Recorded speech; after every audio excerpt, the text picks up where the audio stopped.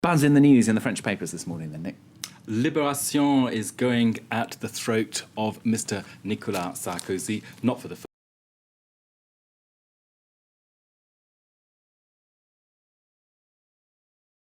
and that translates as Sarkozy knew, and that's a reference to a scandal we know in France as Karachi Gate.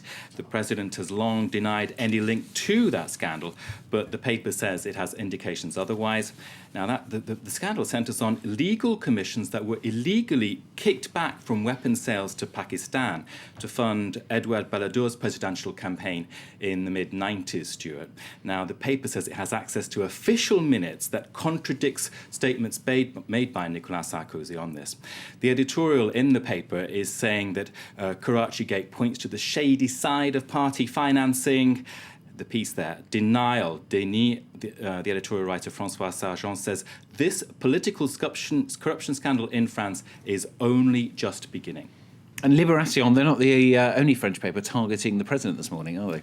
Well, he's getting the hammer blows as well from the Communist Daily. Not again a surprise, but there you go. L'Humanité, and it's leading here. I can show you the front page. 2012. Année décisive, and of course editors are free to choose the picture they want to go with it. And the picture there, you can see Nicolas Sarkozy scratching his head, and the paper's saying, well, he's just pretending to feel sorry for the French and the pain he's put them through. And it says in its editorial in that paper, what we need now in France is a peaceful and progressive uprising. Stuart, are you ready for that? I'm very ready for it. It's going to be the elections this year, of course, here in France. It's going to be a big story, so stay with us on France 24 for that. Nicolas Sarkozy is all over everything, actually. He's all over the business papers as well, isn't he? His photo is on the front page of Les Echos, and the paper there is saying it's double or quits for him. He will be pushing a series of measures on jobs and taxes this month. And otherwise, on that front page, we can see that the main story for the paper is business sentiment.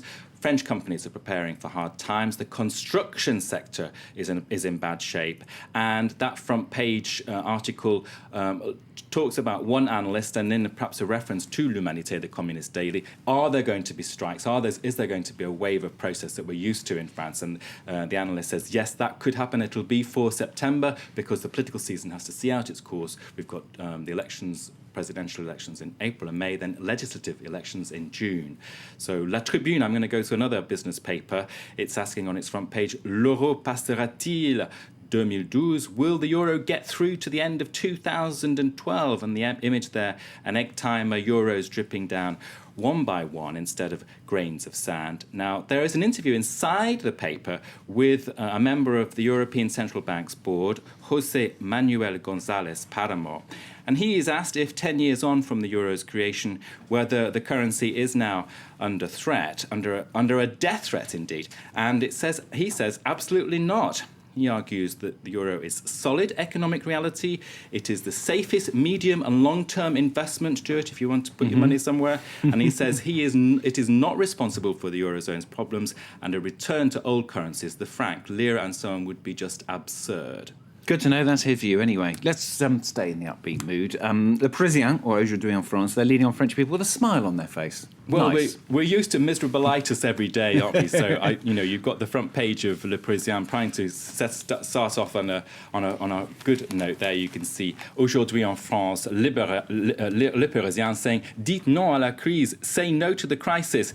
It talks to French people who are innovating in their daily lives and has 12 recommendations in its inside pages for getting some momentum going in 2012. It says the best things in life, Stuart, are often the cheapest ones, going to the movies or buying a cake at a cake shop. We know that one well in Paris, of course. Do.